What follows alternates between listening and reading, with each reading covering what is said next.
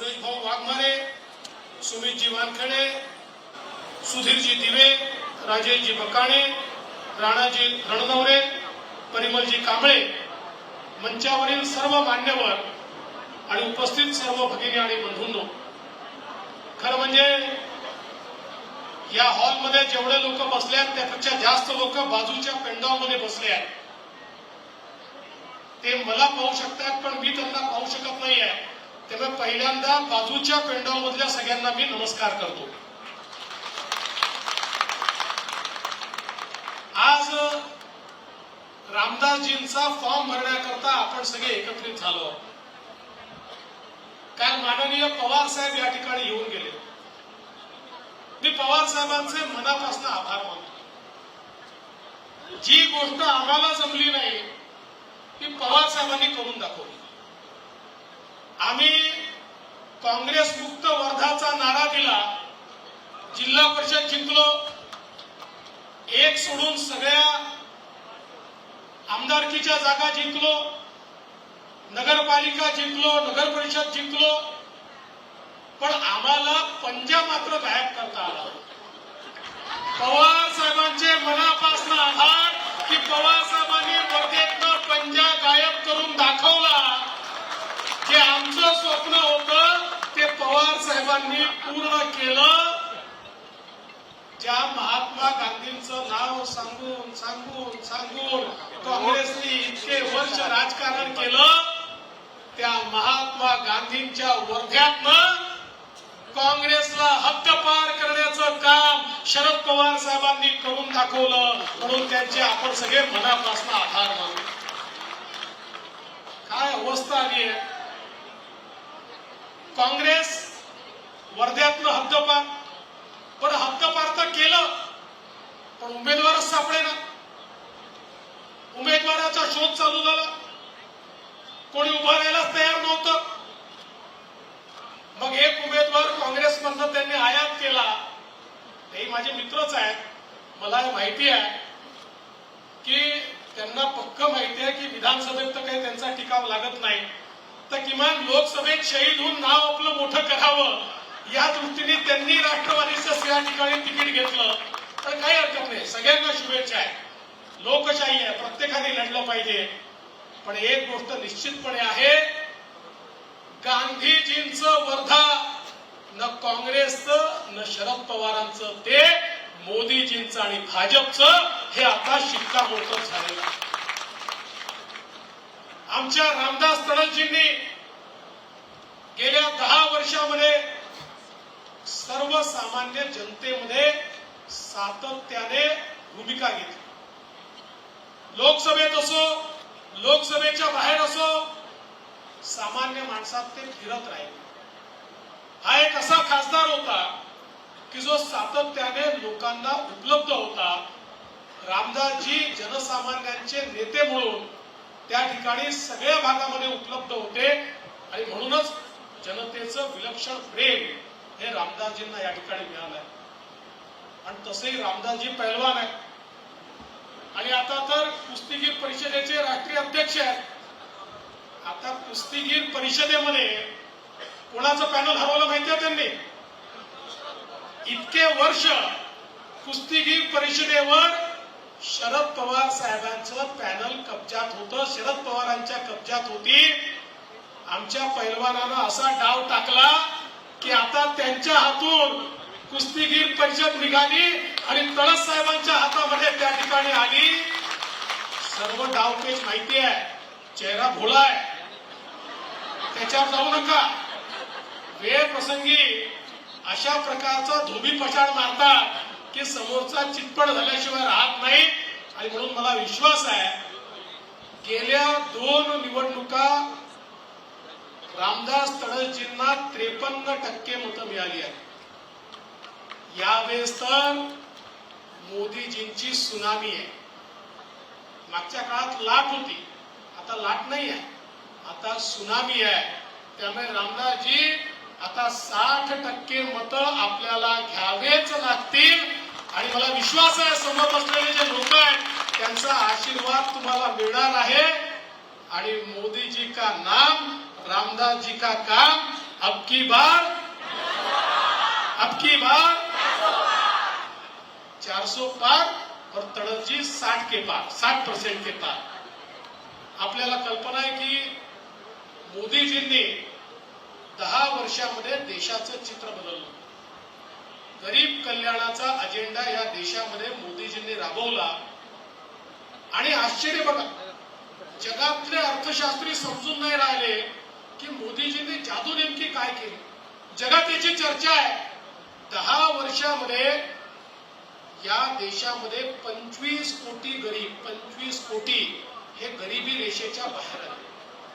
जगातले अर्थशास्त्री म्हणतात हा नेमका कुठला अर्थशास्त्राचा सिद्धांत आहे जो आम्ही कधी शिकलोच नाही की गरीब कल्याणाचा अजेंडा चालवून जगातली 11वी सगळ्यात मोठी अर्थव्यवस्था असलेला भारत 11व्या व्यवस्थेवरनं 5व्या जगातल्या सगळ्यात मोठ्या अर्थव्यवस्थेकडे येतो.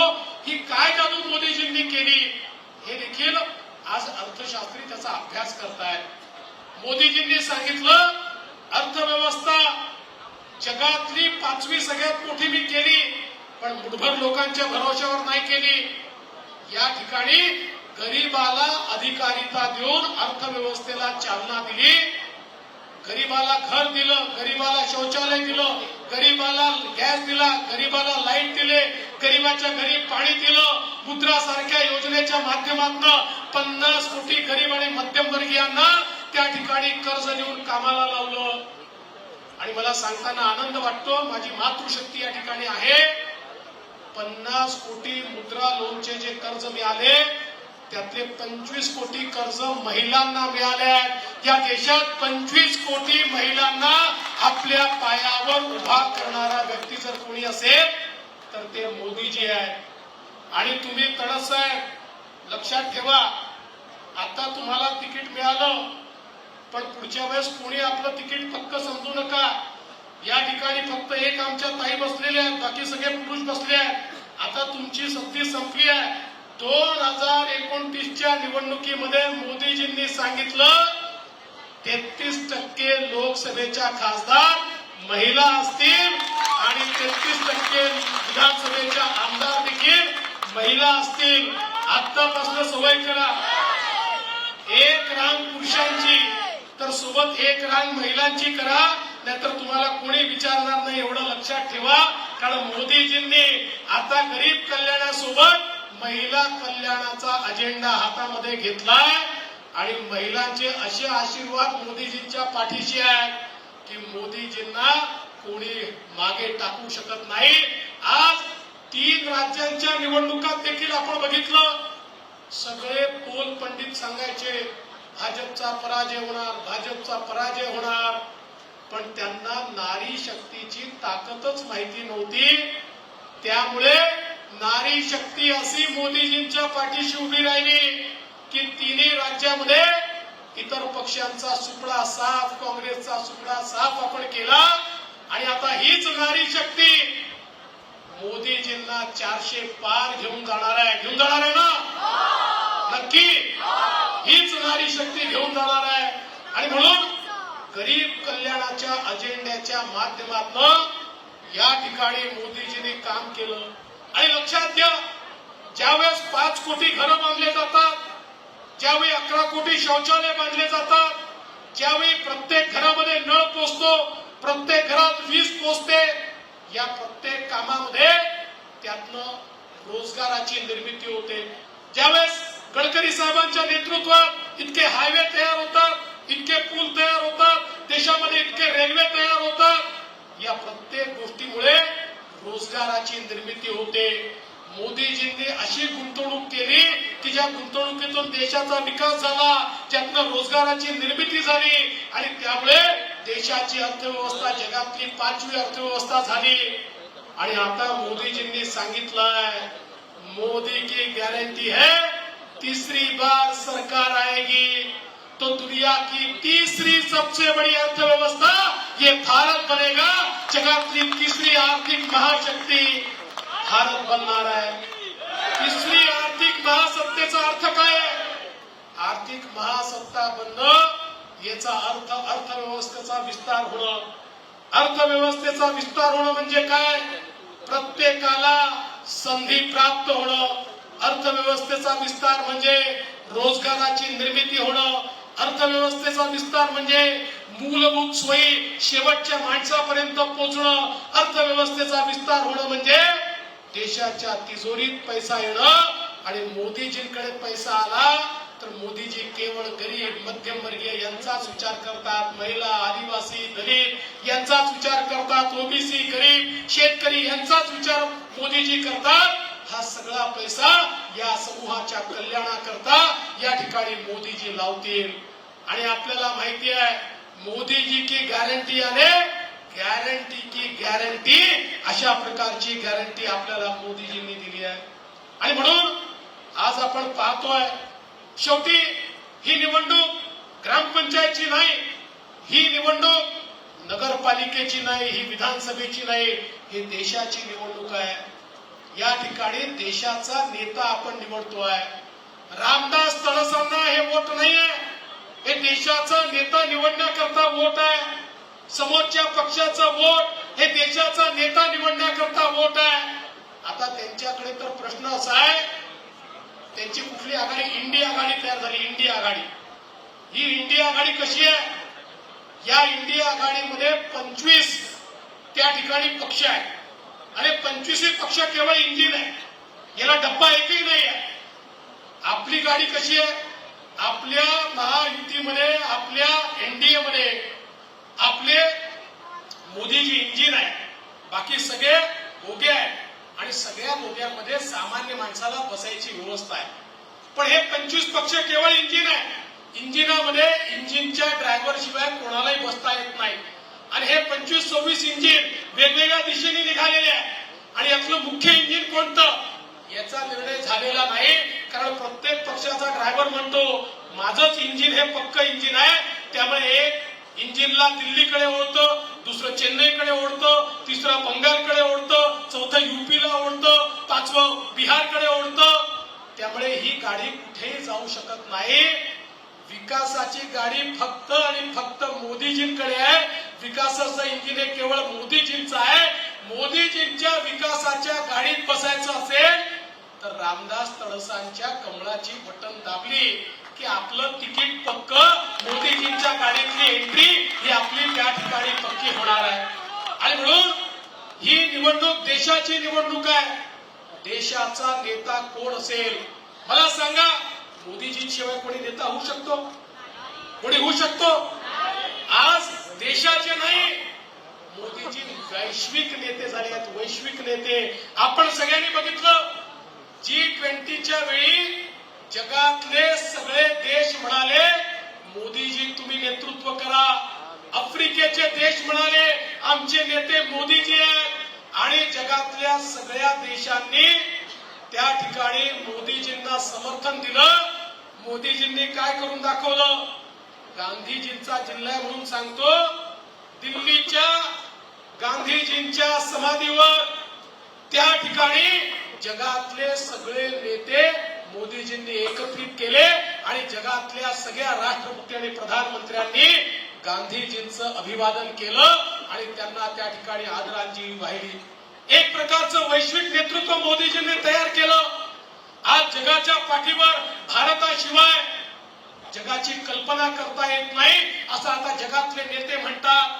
हा कणखरपणा या देशामध्ये मोदीजींशिवाय कोण दाखवू शकतं?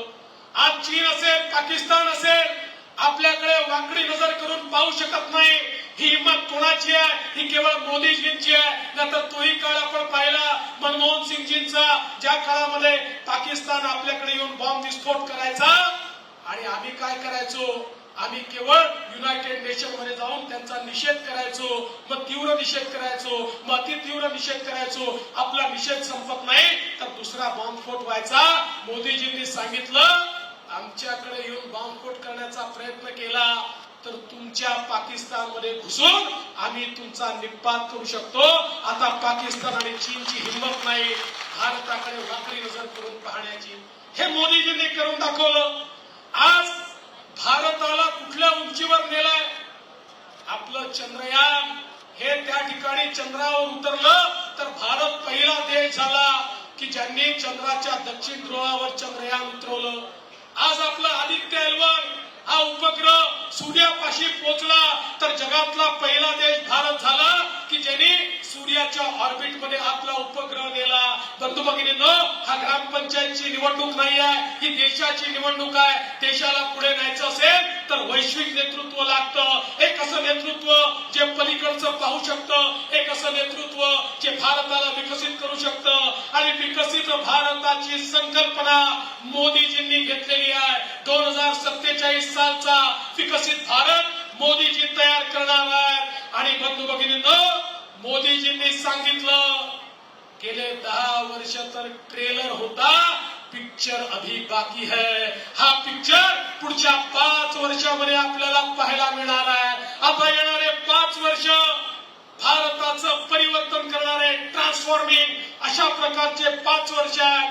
भारतातल्या सामान्य माणसाला, भारतातल्या शेतकऱ्याला, भारतातल्या युवांना स्थैर्य देणारं अशा प्रकारचे 5 वर्ष असणार आहे. आपल्या सगळ्यांना अधिकारिता देणारे 5 वर्ष असणार आहे. आणि म्हणून माझी विनंती आहे, या निवडणुकीमध्ये जसं अर्जुनाला त्या ठिकाणी एकच गोष्ट दिसत होती, माशाचा डोळा, तसं आपल्याला एकच गोष्ट दिसली पाहिजे, ती म्हणजे मोदीजी तिसऱ्यांदा प्रधानमंत्री. आणि मोदीजींना तिसऱ्यांदा प्रधानमंत्री बनवण्याकरता आपल्यासोबत शिवसेना आहे, आपल्यासोबत राष्ट्रवादी काँग्रेस आहे, आपल्यासोबत रिपाई आहे, आपल्यासोबत रासपा आहे, आपल्यासोबत रयत क्रांती